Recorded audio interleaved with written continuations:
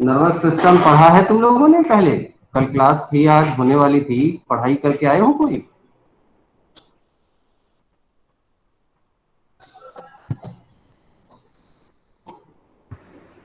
चलो let's begin. So nervous system basically mammals का एक सबसे बड़ा कॉम्प्लेक्स ऑर्गन है जो कि मल्टीपल फंक्शंस गवर्न करता है, और इसके बारे में डिटेल हम अभी आगे की स्लाइड्स में देखेंगे। लेकिन सबसे इंपॉर्टेंट चीज विच यू मस्ट नो, पहले मैं ये पूछना चाहता हूँ बच्चों की you are comfortable with English और हिंदी और दोनों? दोनों सर। दोनों सर। दोनों ओके ओके सर दोनों। ओके, ठीक है। तो विल बिगिन विथ बोथ। तो nervous system is divided into two parts, basically peripheral nervous system and central nervous system, right? तो पेरिफेरल नर्वस सिस्टम क्या होता है? जो कि गवर्न होता है नर्व्स के द्वारा। कौन कौन सी नर्व्स होती हैं? Cranial nerves and spinal nerves. Cranial nerves कितनी होती हैं? Cranial nerves are 12 pair. 12 pairs, right? 12 pair. हाँ, सब लोग को याद है कौन कौन सी होती हैं? सब मेमोनिक पता है? Olfactory, optic, oculomotor, trochlear, trigeminal, abducens, auditory. याद है? किसी को मेमोनिक पता है? चलो कोई नहीं, लेकिन पूरा याद नहीं है। लिख लो, मेमोनिक लिख लो। तुम लोगों ने तो प्रिपरेशन में भी पढ़ा होगा। सो ट्रिपल ओ ऊटा फागवा करके होता है, ऊटा फागवा, याद है? सो इट्स लाइक कि ऑल्फैक्टरी, ऑप्टिक, ऑक्यूलोमोटर, ट्रॉक्लियर,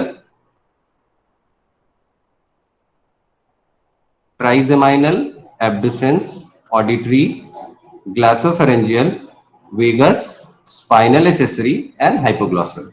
ऊटा फागवा, ठीक है? ये तुम्हें पता होना चाहिए, ये थोड़ा सा कभी भी पूछा जाता है एग्जाम में, in your exams it will be asked. So peripheral nervous system में दो पार्ट होते हैं, cranial nerves and spinal nerves, जिसमें पीएनएस का जो मेन फंक्शन होता है यानी पेरिफेरल नर्वस सिस्टम का, that is to relay information to and from the central nervous system, right?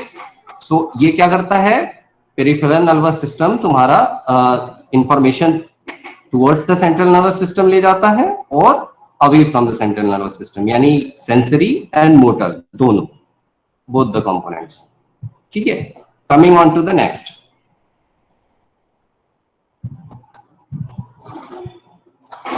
Nerve cells की बात करते हैं। So nerve cells are also called neurons, axons and dendrites and cell body. पढ़ा है तुम लोगों ने इसके बारे में?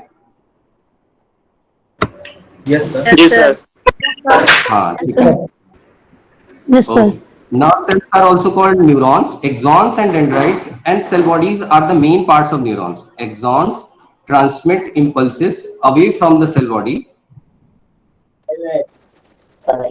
Axons क्या करती हैं? तो अब हम थोड़ा सा डिटेल डिस्क्रिप्शन करते हैं। तुम लोगों ने पढ़ा होगा पहले भी, लेकिन हम थोड़ा सा बातें करते हैं कि ये होता क्या है। तो सबसे पहले तो स्ट्रक्चर पता होना चाहिए। जो ऊपर है एक सेल बॉडी, सेल बॉडी के अंदर साइटोन, फिर जो साइड में चीजें हैं वो हैं डेंड्राइट्स, ठीक है? उसके बाद देन कम्स एक्सॉन, एक्सॉन के बाद फिर नीचे नीचे एक्सॉन पूरा चलाएगा, then there are synaptic nerves, nerve endings, ठीक? आवाज नहीं आ रही है मेरी? कोई इश्यू है ऑडियो में? No sir. Sir voice clear नहीं आ रही है। अच्छा, ओके। वॉइस क्लियर आ रही है। Take off the mask, okay. So हाँ, अब क्लियर है? Yes sir. Now it's clear. Okay. So axons transmit impulses away from the cell body. Okay. Dendrites are extensions which transmit impulses towards the cell body. So dendrites के क्या function होते हैं? Towards the cell body impulses को ले जाना. Okay. And axons के function क्या होते हैं? To away from the cell body towards the nerve ending, जो कि आगे जाके क्या होता है? Synapses. Right? चलो, now we'll be discussing about synapse. Listen बच्चों, हम डिस्कस कर लेते हैं. इसके बाद one by one, when I am done with the discussion, then one by one आप लोग क्वेश्चन पूछ लेना जो भी प्रॉब्लम हो. Okay? Am I clear? Yes, sir. Yes, sir. Okay. Sure. Okay. Synapse. Yes. So synapse is basically a communication channel via which the impulses travel, and basically every function which we perform, यानी जो भी function body करती है, suppose कोई particular सामान हमने यहाँ से उठा के ये बुक वहां दूसरी जगह रखी, so this function occurs because क्योंकि synapse बनता है. synapse से न्यूरोट्रांसमीटर प्री साइनेप्टिक वेसिकल से होते हुए पोस्ट साइनेप्टिक वेसिकल्स की तरफ जाते हैं, and that is the basic reason कि उसकी वजह से फिर वो पर्टिकुलर ऑर्गन तक इंफॉर्मेशन जाती है कि you have to perform this function. Right?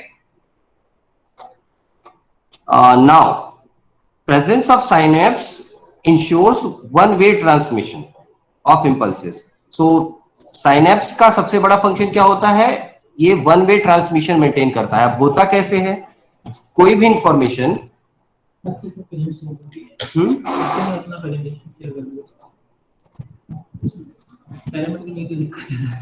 अच्छा ओके ठीक. सो एक्सॉन्स से जो इंपल्सेस चली ऊपर से वो जाती हैं नीचे.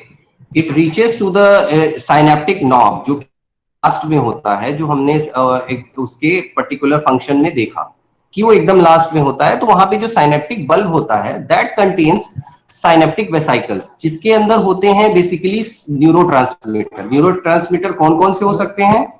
वो एसिटाइल कोलिन हो सकता है, और क्या हो सकता है? एड्रेनलिन हो सकता है, नॉर एड्रेनलिन हो सकता है, and many more. GABA inhibitory neurotransmitter में गामा अमीनो ब्यूटारिक एसिड भी होता है.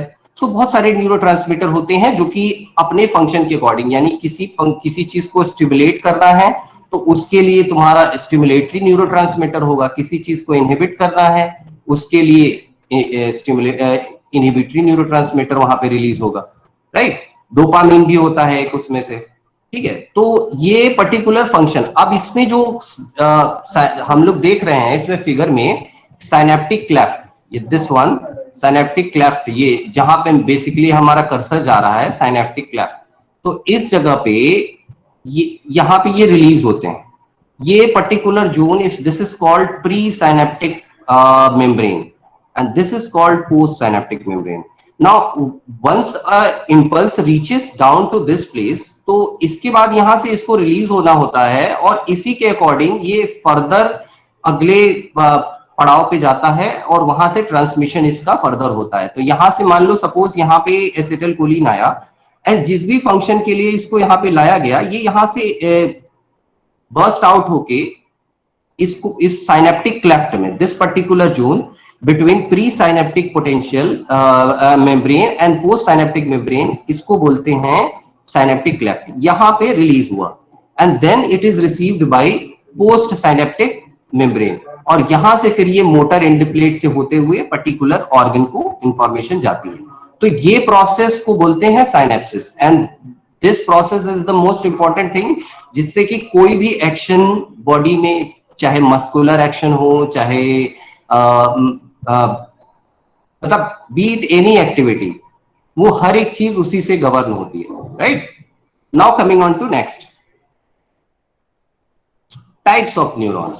सो न्यूरॉन्स के बारे में अभी तक तो मतलब पता ही होगा तुम लोग को, लेकिन will be briefing about it.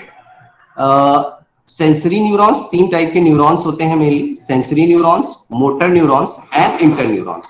Now sensory neurons basically क्या होते हैं? Sensory neurons are the neurons which carry impulses from the receptor to the CNS, right? Receptor से यानी रिसेप्टर ऑर्गन से सीएनएस को इंफॉर्मेशन ले जाने वाली जो वो न्यूरॉन्स होती हैं उनको sensory neurons. Is there a problem? Sir एक रश्मि मौर्य नाम की लड़की हैं जिनका वॉइस चालू है हमेशा से, बंद नहीं कर रही है, उनकी वजह से डिस्टरबेंस हो रही है। रश्मि, माइक ऑफ करो रश्मि। कोई प्रॉब्लम है रश्मि?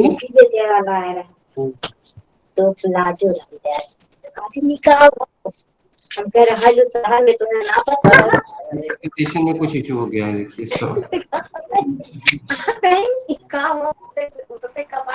आपस में बात कर रही हो लोग। Stop talking.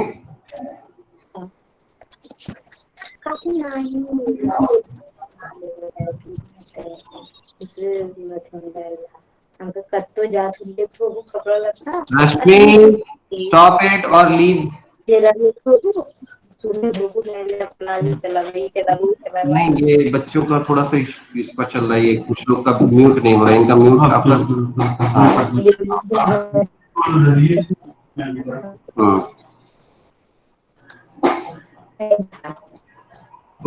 हाँ हाँ, नहीं अभी नहीं हुआ, अभी नहीं हुआ।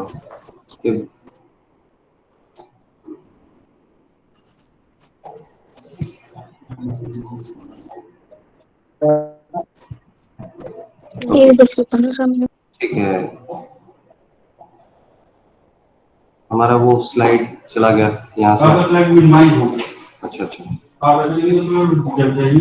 हाँ हाँ ठीक है, ओके चलो ठीक है। नाउ इट्स ऑल राइट, आगे बढ़ते हैं हम लोग। हाँ, कहा न्यूरॉन्स के टाइप्स पे थे हम लोग, sensory neuron, motor neuron and inter neurons. So sensory neurons जो बेसिकली थे, they were carrying information from the receptor to the CNS. और जो मोटर न्यूरॉन्स हैं, they are carrying information from CNS to the receptor organ to perform a action.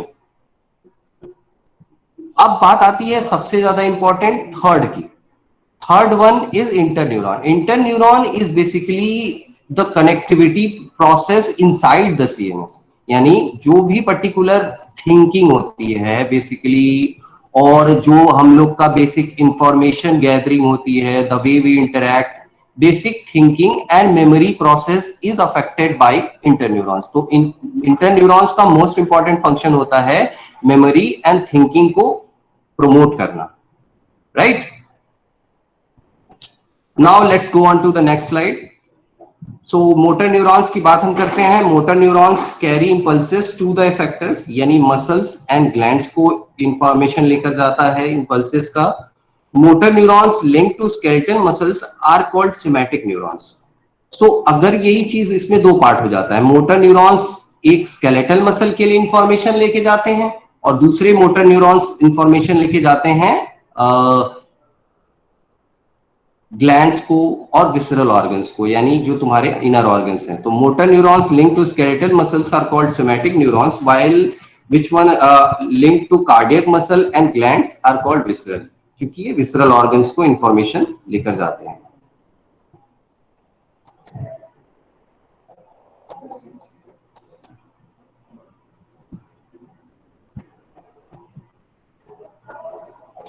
Now आगे चलते हैं। Sensory neurons की बात हो ही गई। सेंसरी न्यूरॉन्स रिसेप्टर से सेंट्रल को इंफॉर्मेशन लेके जाते हैं। Sensory and motor neurons make up the peripheral nervous system. So अभी हमने पहले ही बात करी थी इस बारे में कि सेंसरी एंड मोटर न्यूरॉन्स जो होते हैं वो बनाते हैं मिलके peripheral nervous system. Inter neurons are found entirely within the central nervous system, यानी सेंट्रल नर्वस सिस्टम में पाए जाते हैं, और उनका अरेंजमेंट ऐसा होता है कि they carry only sensory and motor impulses और इंटीग्रेट द फंक्शंस, यानी वो या तो सेंसरी ले जा सकते हैं या मोटर भी ले जा सकते हैं, और दोनों को जोड़ते हैं, दोनों फंक्शंस को इंटीग्रेट करते हैं। ये इंपॉर्टेंट फंक्शन होता है इंटरन्यूरॉन्स का, right. Some interneurons in the brain are also concerned with thinking, learning and memory. जैसा कि हमने बताया कि थिंकिंग, लर्निंग, जो भी तुम अभी पढ़ रहे हो, जो भी तुम्हारी इंफॉर्मेशन है, जितना तुमको पता है या जो तुम फर्दर गैदर कर रहे हो, this is all processed by interneurons, right.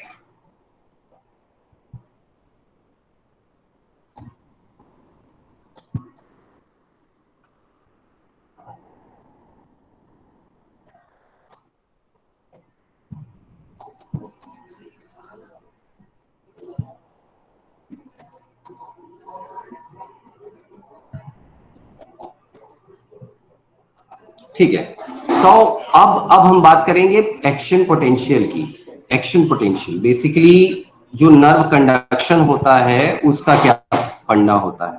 So nerve impulses are action potentials which carry information around the neuron membrane.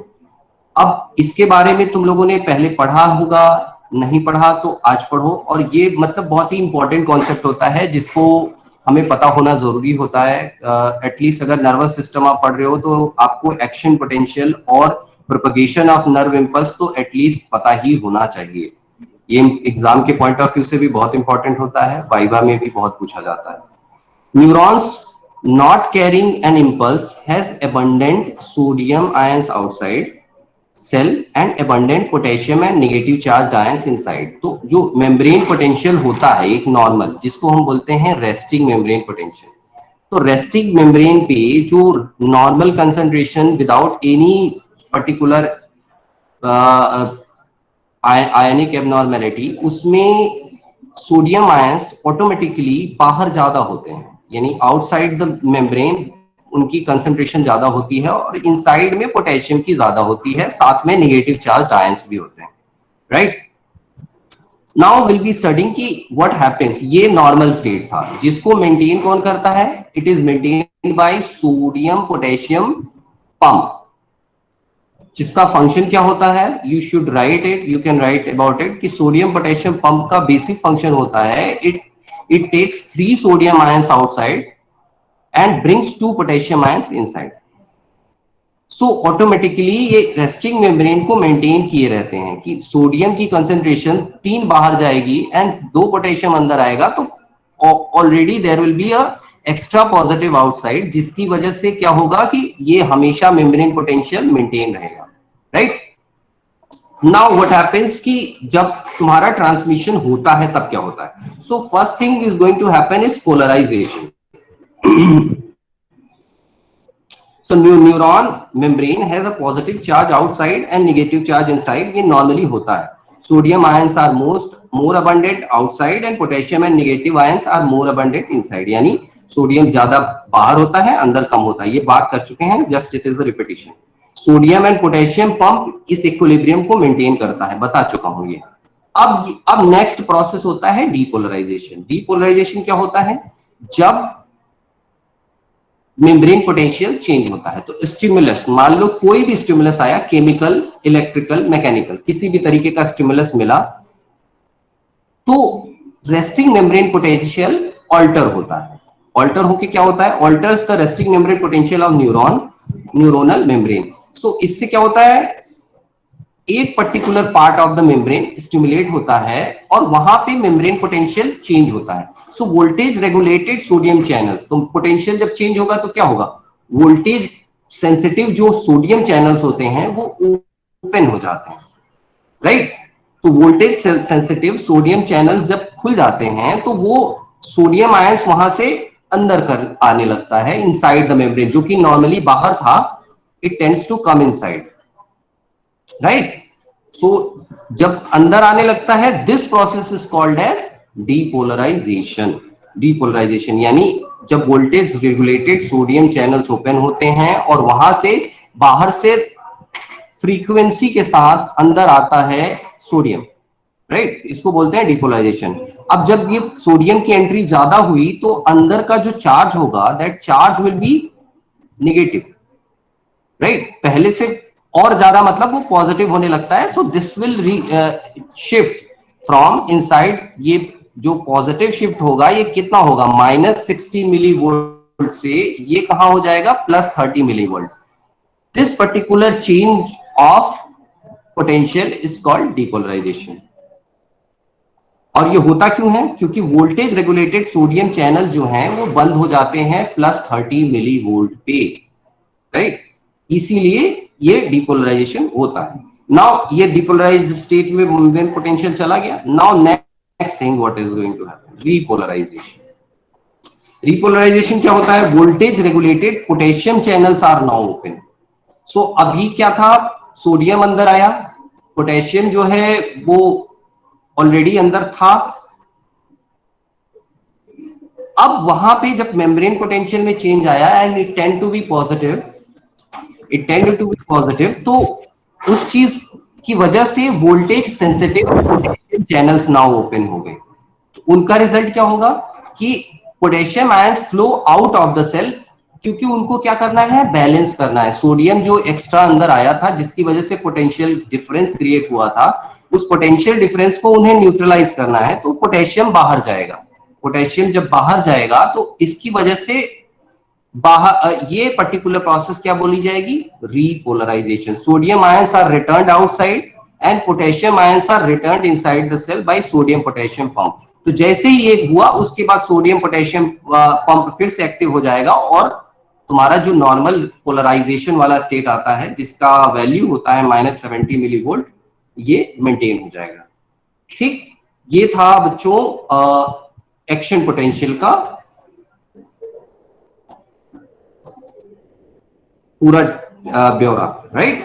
अब आ जाते हैं हम लोग नेक्स्ट टॉपिक पे। इसमें कोई कंफ्यूजन होगा अभी तो पूछ लेना, हम बता देंगे, राइट। अभी फिलहाल के लिए हम चाह रहे थे कि we should complete the whole thing, जितना आज का टेन्योर था उसके हिसाब से, उसके बाद हम इसके बारे में डिस्कस कर लेंगे। सर स्लाइड शो नहीं कर रही सर। स्लाइड शो नहीं कर रही है, ओके। भैया स्लाइड शो नहीं कर रही है, बच्चे बोल रहे हैं। कर रही है सर। सर हो रहा है तो। ओके, किसको नहीं दिख रही थी स्लाइड? चलो ओके, चलो ठीक है बच्चों, आगे बढ़ते हैं। अभी पूछ लेना तुम लोग जो भी क्वेश्चंस हैं, अपने क्वेश्चंस नोट करते जाना। You last I will tell you, ठीक है। आगे बढ़ते हैं। वैसे मुझे लग रहा है समझ में आ रहा होगा, कोई दिक्कत होगी तो पूछ लेना। नर्व प्लेक्सस, अब आप बात करते हैं हम लोग नर्व प्लेक्सस की। Nerve plexus is a network of neurons from several segments of spinal cord that combine to form nerves to specific part of the body. So nerves क्या होती हैं? नर्व्स बेसिकली एक सिंगल नर्व हुई, लेकिन plexus क्या होता है? Plexus is a combination of nerve. जैसे हमारे बॉडी में होता है ब्रेकियल प्लेक्सस, यहाँ पे होता है एक्सिला के पास। तो ऐसी टाइप के प्लेक्सस होते हैं जहां पे कॉम्बिनेशन ऑफ ढेर सारी नर्व्स होता है, बहुत ढेर सारी नर्व्स एक साथ मैशअप बनाती हैं, जिसके बाद वो फिर एक पर्टिकुलर, जैसे यहाँ का जो ब्रैकियल प्लेक्सस होता है, ब्रैकियल प्लेक्सस एक्सिला से निकलता है, इसके बाद नीचे पूरी की पूरी लिम्ब को, अपर लिम्ब को सप्लाई जो नर्व की होती है, जो सारे फंक्शन नर्व्स के होते हैं, वो गवर्न कहां से होते हैं? Brachial plexus. ब्रैकियल प्लेक्सस यहाँ कहां से ओरिजिनेट होता है? एक्सिला से। तो इसी तरीके की बॉडी में सारे ऑर्गन्स के लिए अलग अलग प्लेक्सस होते हैं, तो उनको बोलते हैं नर्व प्लेक्सस, राइट। आगे चलते हैं। ये देखो नर्व प्लेक्सस की बात हो रही है, तो अब इसमें देखो कितने टाइप के प्लेक्ससेस होते हैं। सो सबसे पहले ऊपर से आ जाओ तो ये सर्वाइकल प्लेक्सस होता है। ब्रैकियल प्लेक्सस के बारे में मैंने बताया। तो इनकी नर्व रूट्स होती हैं कि किस किस पर्टिकुलर लेवल पे ये होती हैं, उसके हिसाब से इनको डिसाइड किया जाता है कि कौन से सर्वाइकल हैं, कौन से थोरासिक हैं, कौन से लंबर हैं, कौन से सक्रेल हैं। तो जैसे C1 से C4 तक जो प्लेक्सस होता है that is called cervical plexus, क्योंकि वो सर्वाइकल रीजन में आता है। फिर ब्रैकियल प्लेक्सस दोनों में गवर्न होता है, यानी ये सर्वाइकल रीजन में भी होता है और ये थोरैसिक के फर्स्ट यानी T1 वर्टिब्री तक भी जाता है, तो इसको बोलते हैं ब्रैकियल प्लेक्सस, ठीक है। इसके बाद फिर T1 to T12 ब्लैंक, इसके बाद आता है L1 टू L5, इसको बोलते हैं लंबर प्लेक्सस। यहाँ पे लंबर रीजन के लिए एक नर्व का एक पूरा कॉम्प्लेक्स नेटवर्क होता है जो कि इस पूरे जोन को सप्लाई करता है। Then there is a sacral plexus जो कि नीचे जेनाइटल ऑर्गन्स और पूरा लोअर लिम्ब एंड ऑल को सप्लाई करता है नर्व्स की, राइट।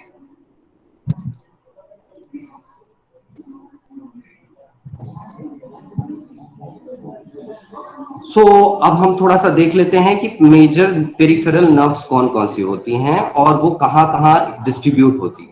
सो सबसे पहली चीज फ्रेनिक नर्व। फ्रेनिक नर्व के बारे में क्या पता है तुम लोग को, किसी को कुछ मालूम है?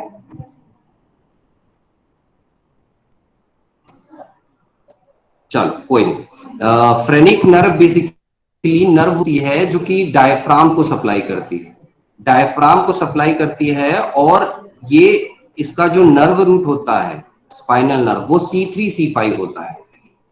यहाँ पे ये नर्व रूट पता होना थोड़ा सा जरूरी होता है, इसलिए अगर याद हो जाए तो बेहतर है। फिर तुम्हारी फ्रेनिक नर्व डायफ्राम को सप्लाई करती है।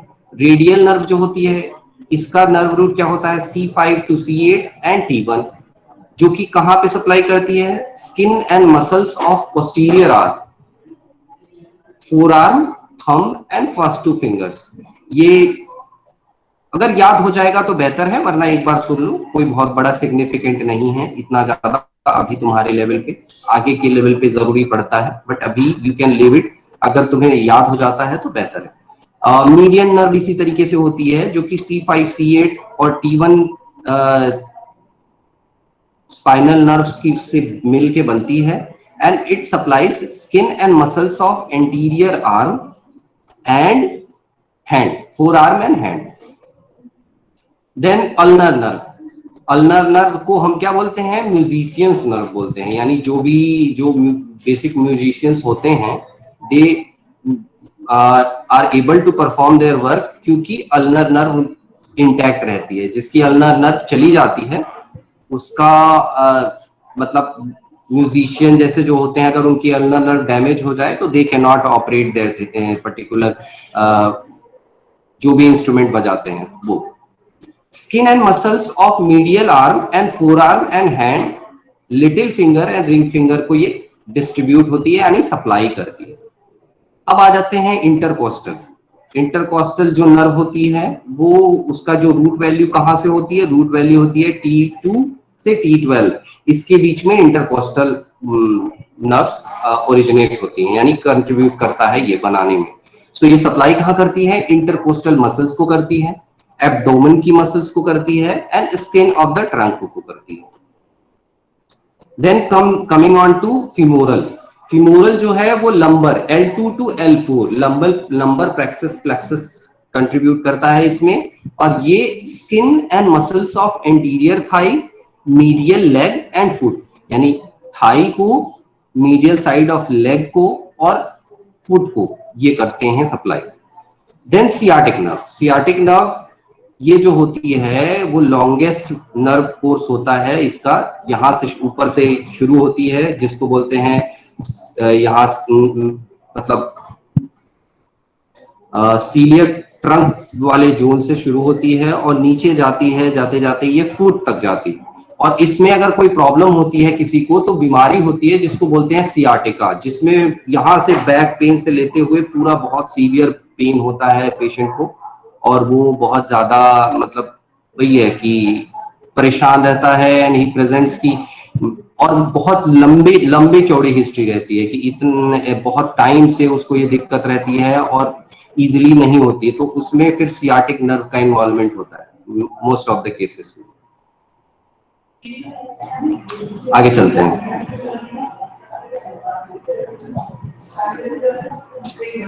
अब ये तुम लोग का बेसिकली इंट्रोडक्शन पार्ट था, एक जनरल ओवरव्यू था नर्वस सिस्टम का, ठीक है।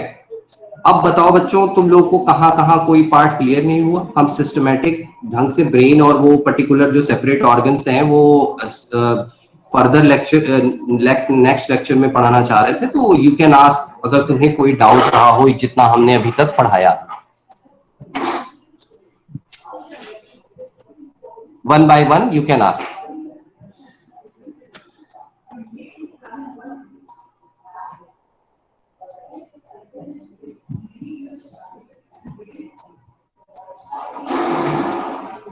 सर स्लाइड नंबर 9 रिपीट कर दीजिएगा। कौन सी? Slide number 9। Slide number 9। Okay yes sir. Okay okay. जितना हमने आज पढ़ाया है उतना तुम्हें बस पता होना चाहिए, ताकि नेक्स्ट वाला पार्ट हम और क्लियरली ढंग से समझ पाए। राइट? स्लाइड नंबर 9 यानी एक्शन पोटेंशियल, ठीक है, यही ना?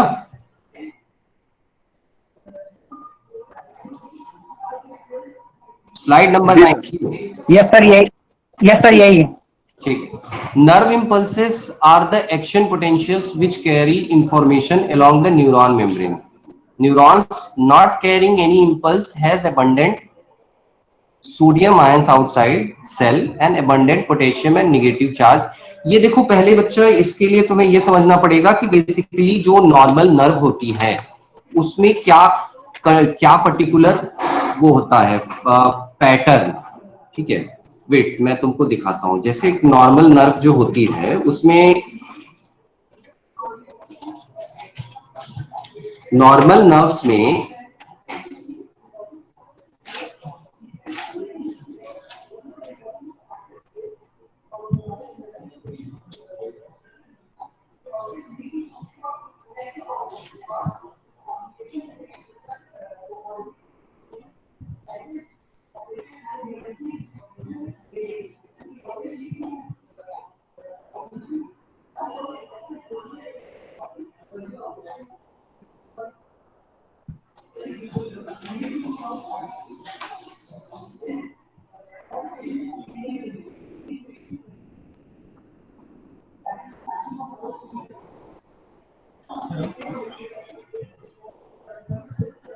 ठीक।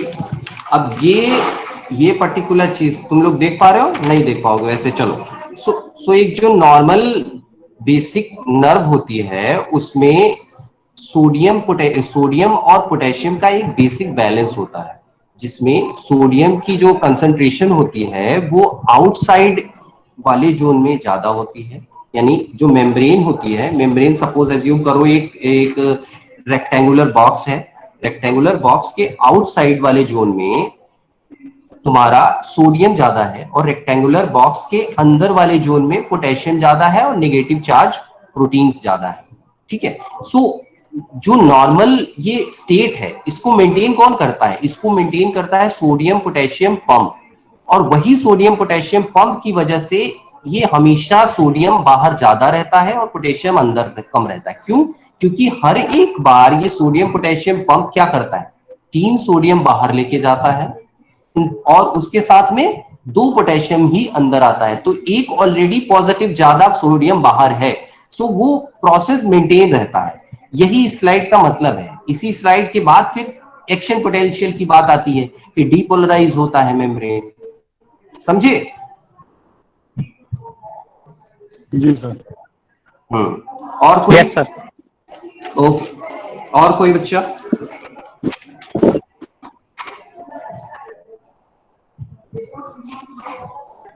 Any other question? Sir sir optic nerve पर सेंसरी क्या होता है sir? Optic nerve sensory. Optic nerve sensory 1 to 8 sensory होती है।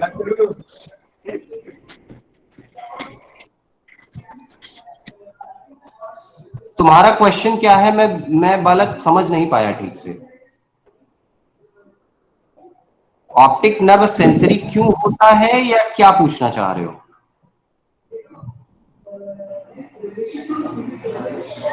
सर स्लाइड नंबर 11 प्रेजेंट कर दीजिए। 11।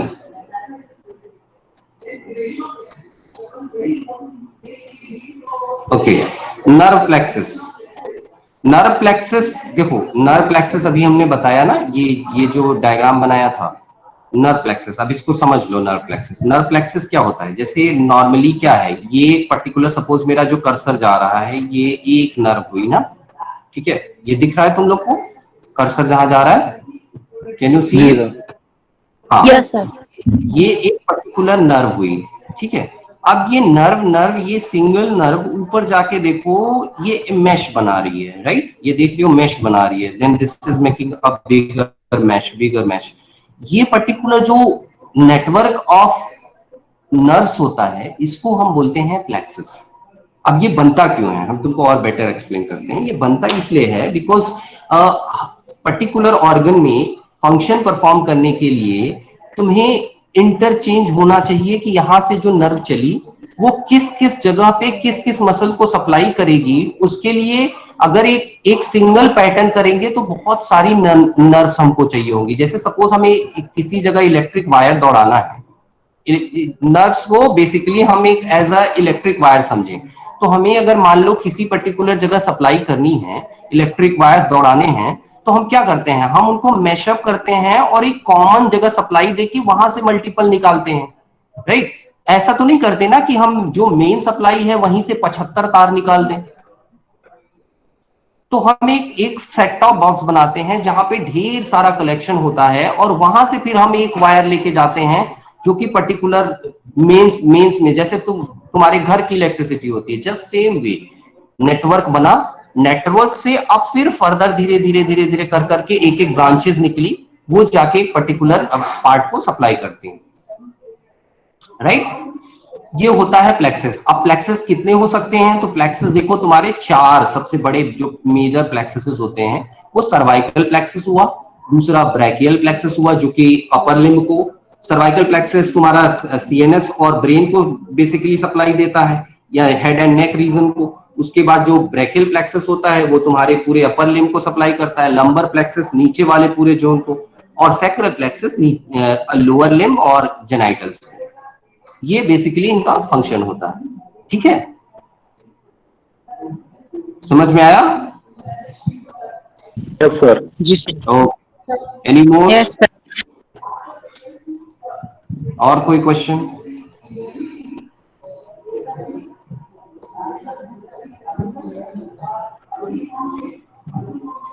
सर स्लाइड नंबर 13 प्रेजेंट कर दीजिए। 13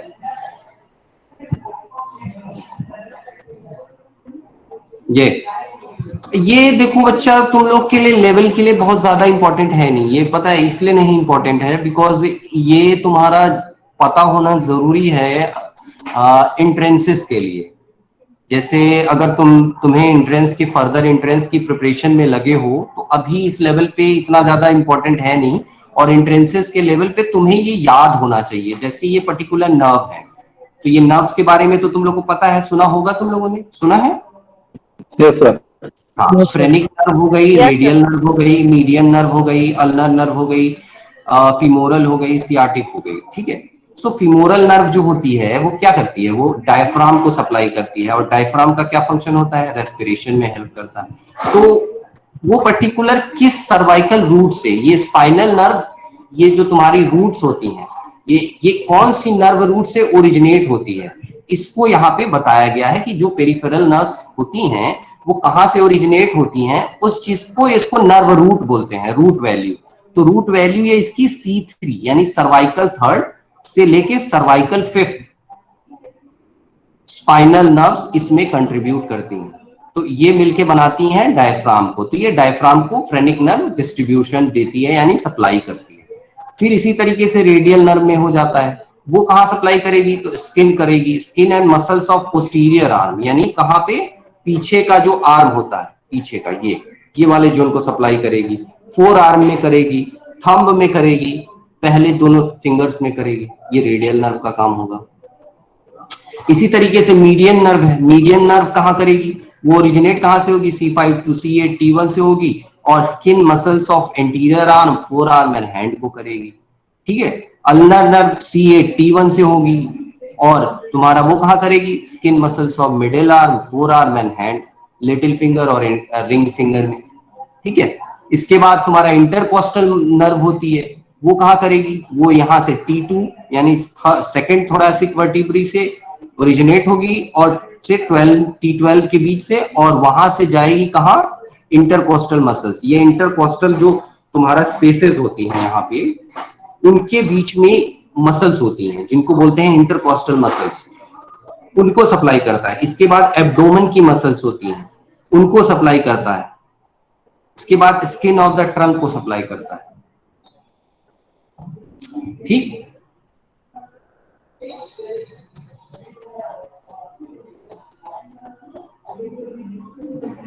एनी अदर क्वेश्चन बच्चों?